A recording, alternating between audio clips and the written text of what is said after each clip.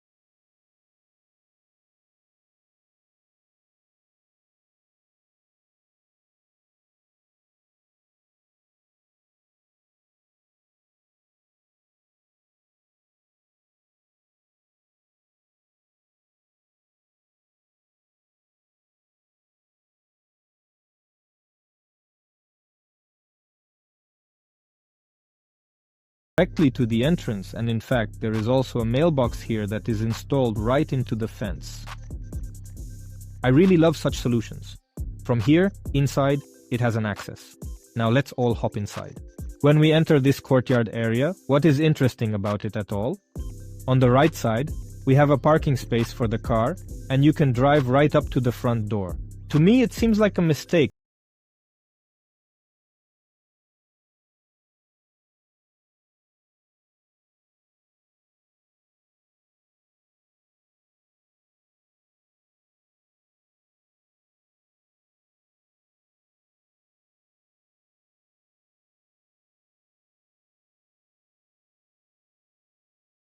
Which could cause problems, so that it drains to the road. The second solution is paving. The pavement should be interesting. We use two types of paving.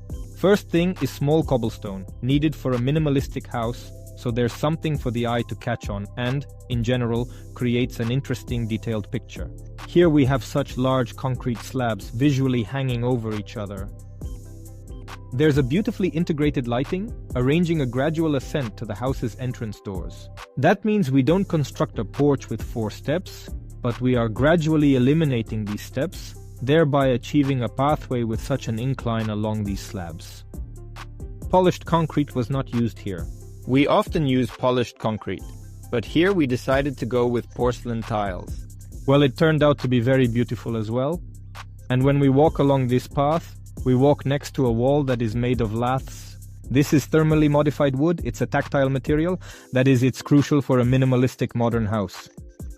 So that those walls, with which a person is in contact, right there he walks next to them, he can touch them. They are tactile. Here is thermowood on laminated plywood. Take a look at the lath. It is not parallel to the wall panel, but instead, it is rotated 90 degrees. First, we fix battens to plywood, then mount them on a wall with panels. You can see a 16.4 feet cantilevered extension of what appears to be the second floor, creating a canopy here. I would even call it a single-storied house. I'll tell you why. On the second floor, in order to achieve a beautiful distant perspective, we placed only one room, and there is simply one bedroom. What's more, this idea of placing the room above, it gave us a lot. Firstly, it made a spectacular entrance. Secondly, it offered a great view from the bedroom, such a distant perspective. Thirdly, we saved on house materials. Yes, And moreover, we couldn't make a separate shed here due to insufficient space. Therefore, the house itself forms a carport, which is actually a garage. And you might ask why a garage is needed if there's already a carport. Well, there could be multiple cars, and the summer car needs storage. It neatly drives into the garage. And here is the thing. Often people make the garage in such a way, but it's not very convenient. When you have a gate from the street, so you drive, park the car, and then you need to go through this gate and enter once more. Awkward, isn't it? Here we have it as a drive-through, meaning you can drive in with your summer car, for instance, then you exit, respectively, from here. Here we have a door, the garage is pass-through. From here you can go out and walk back up to the house. In addition, this passage is very beautiful. From here we see two architectural volumes over which another one overhangs above. The third architectural volume is like an artificial path, yes, that is, it forms a kind of chamber-like enclosed space. You see, here is the identical concept with a gradual climb, yes, through such overhanging terrain steps of the landscape. And having come up here, let me tell you about the door, because it definitely deserves attention. The door we have is indeed intriguing. This is a shuko frame. It's 9.84 feet tall. That means it's very tall. It has a recessed shuko handle. This is a double-glazed window. I mean, it's not immediately obvious. It seems like some kind of glossy material, but it's a double-glazed window with a special ceramic tinted coating. And actually, this is also a double-glazed window. That is, being inside, I can see a guest. Nevertheless, from the outside, well, it's very hard to see what's inside the house. That is, the door has a good reflection. And this is done on purpose. The lock is exactly the same as in my house. Exactly the same lock. Manufactured by German Sigenia, it works like that. If you're the owner of the house, your phone linked to this lock, then it authorizes you via Bluetooth. You don't need to enter code. You press one button and go through. I am not the owner of the house in this area, so we input the guest code. We pass through successfully. Look how this door opens. It opens inward. This is also unusual because usually they make it open outward. As these are premium plots, they are naturally small in size and have neighbors on all sides. That is, very complex conditions for design. We were faced with the task of building a house of about 6458 on 35 square feet and fitting it into a 0.24 acre plot, moreover stretched out like a long sausage. And in fact, without any kind of beautiful view accents. Probably, the ratio of building density is about 50%. That is, the house occupies half of the entire plot. And probably the most interesting thing in this architectural composition is the inner courtyard. I love houses with inner courtyards. They are very intimate, such beautiful spaces, and the house appears to look inside itself. By the way, I see that our architect Nikita, who worked on the project, is standing on the roof. Let him talk about actually the inner courtyard in this project. Greetings. I'm Nikita, the leading architect of the project. Yes, in this project we used an inner courtyard or patio as a technique. Due to the house's rich functionality but limited plot area, there are difficulties with the scenic characteristics, so we decided to embrace that kind of challenge and create such massive architectural beauty within ourselves. What's the catch? This signifies that we possess 3 facades which surround our inner courtyard. We designed one of the facades with panoramic glazing for our living room area. The block beneath me is residential. It contains 2 bedrooms, and the block to the right of me also has panoramic glazing. This is a spa block with a pool, and all this forms such a closed private space that is completely secluded from the outside world. And on the 4th side, it is enclosed by future greenery. It is also worth mentioning the functionality of the inner courtyard, as it is an integral part of the architecture because it is closely tied to it. It has 3 fundamental zones. Zone number 1 is the barbecue area, the dining area, that is, where you can put a dining table, exit from the living room area, to have breakfast, lunch, dinner, enjoy the fresh air, beautiful city view. Zone number 2 is fire pit. And so, fire pit zone is such a lounge area, an alternative to the living room area in our common space. That is, there will be a soft corner located in this place with pretty little cushions. There will be a bowl containing a fire pit, giving the impression that this area is an extension of the living room. We will feel this continuity in the interior design. And zone number 3, that's the kind of platform that leads to the frontage of the spa block. And what is interesting is that we made a decision to experiment a little and create the illusion of a pool that bursts forth from the inside, from the interior of the house to the outside into the courtyard. And we constructed such a fascinating fountain, which will eventually resemble a logical continuation of the pool when viewed from the interior. But not only from the interior, but also from the inside of our courtyard. What does it mean? This implies that the inner courtyard is an essential component of the architecture, and I would go so far as to state that it is a type of space that brings together all the areas in one. And now I will go downstairs and we will continue to explore this house and discuss the facades. Here, the facades. Actually, the panoramic glazing of the living area, we made it entirely in such a glass monolith.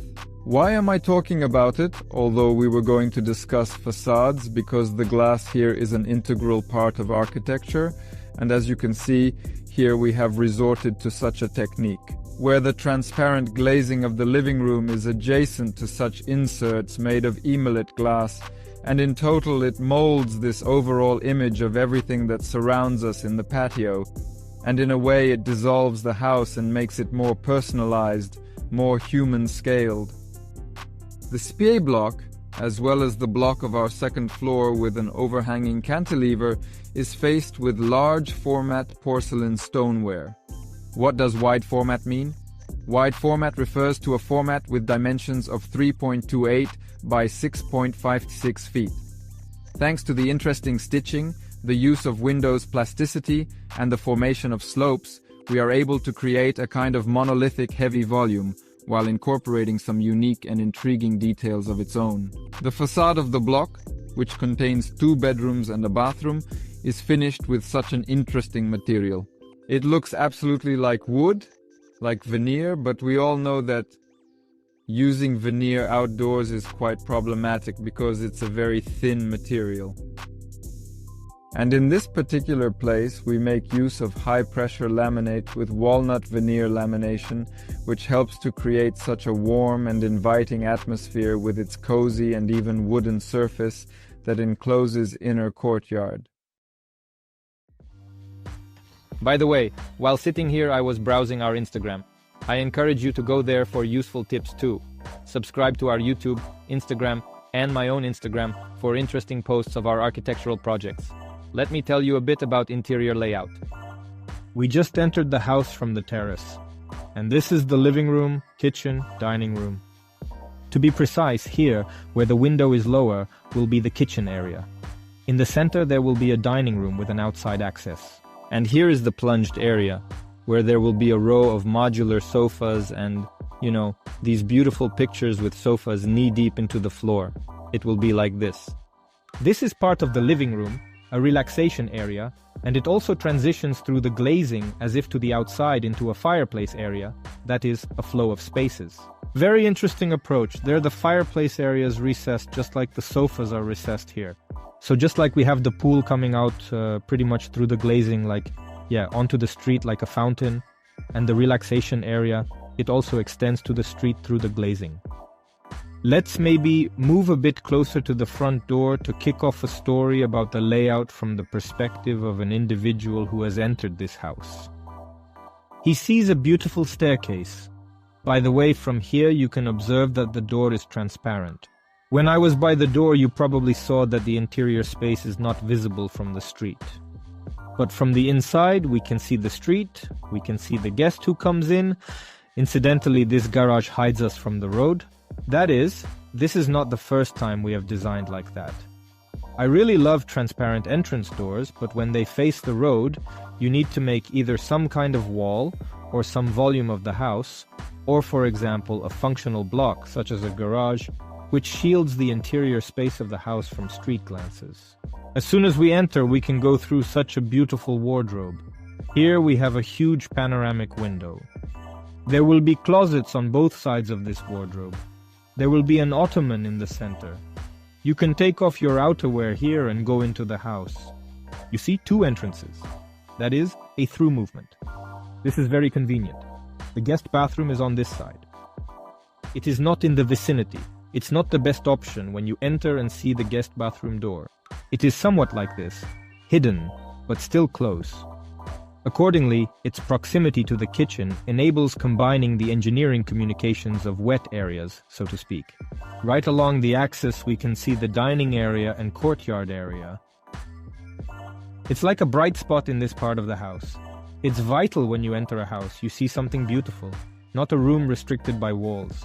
Well, and probably the most beautiful thing is this staircase, which you can see here. It's a cantilevered one, so how is a cantilevered staircase made? Here we have a metal bracket to which the steps are welded. That is, this is probably more properly called a stair stringer, which is built into the wall. Everyone fears the staircase vibrating, thinking it's unstable. However, as you can see, there's no vibration, it's actually stable. That is, the staircase is very stable, and in general, do not be afraid to use such solutions in your projects. Look, once we step into the house, we have multiple ways to proceed. Namely, the stairs are one choice, the living room is the second choice, the dressing room is the third choice. Moreover, we can go behind a wall like that. Here we have the boiler room, and here we have the guest room. And I really like such layouts that offer numerous movement options. That is, there are not just corridors and rooms, but there are some walls that divide the space into functional areas. And here is a staircase with such a monolithic load-bearing wall, it serves as a core that separates the entrance area from the living rooms. The next room is the boiler room. It is located in close proximity to the entrance, as there is a tray provided for washing the paws of pets in that area. If you walk the dog, you can head directly to the utility room to wash paws. I hand the microphone to my colleague Nikita.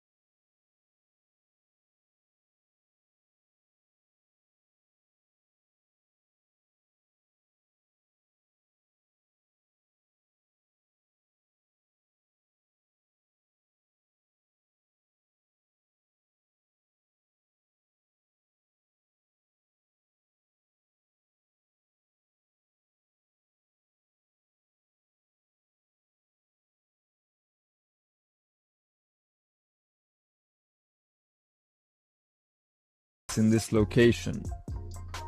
Specifically, there is a sauna where we have a good steam, come out, go into the shower area under a beautiful shower head with a tropical shower. We splash ourselves with water, then, after steaming, we climb into the jacuzzi with cool water. And if we do not want to sit in the jacuzzi, we calmly jump into the pool. And here we are, swimming, surrounded by panoramic glazing and enjoying a beautiful view of our inner courtyard. By the way, when I was telling about the inner courtyard, I referred to this type of pool effect which appears to burst outwards, and here this effect can already be well observed today. Just imagine that here we have such a water surface on the plane of the floor, which can be easily seen. And this water surface, thanks to this black parallelepiped, on which, by the way, water is also stretched,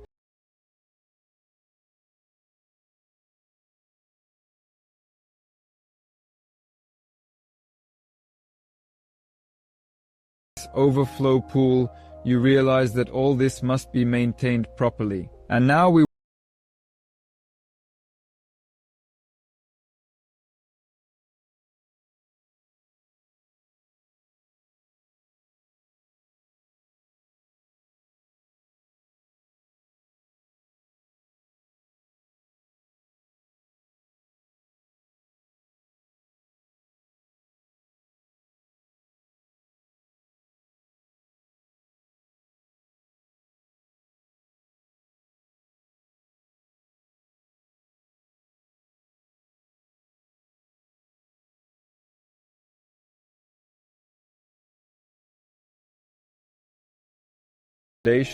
to prevent any interactions between them. An exquisite, intelligent home panel that controls automation, motion sensors, and different scenarios that will ultimately appear in this location for the future resident of the house. Also, as I already mentioned in the boiler room, we saw one of the units in the boiler room with you, which serves the residential block, the living block, and generally that very part of the house that is public. And here we can observe with you the ventilation unit with dehumidification for the spa block, since in our spa block there is a swimming pool, there is a jacuzzi. All this forms a rather large surface area of water.